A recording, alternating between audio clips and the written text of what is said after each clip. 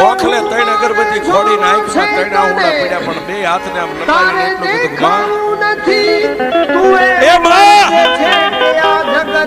દુનિયાની માલપા જે ગરીબ હોય ને ગરીબના છોકરાને દુનિયા આખી મારે સાહેબ પણ જેના માવતર અડીખમ હોય ને બજારમાં નીકળે કોનો છોકરા છે ફલાણા ને એને કોઈ નો હડે માડી કાં તો હું ગરીબ કાં તો મારો બાપ ગરીબ ને કાં તો ગોખલામાં બેઠીને તુંય ગરીબ છો બાપ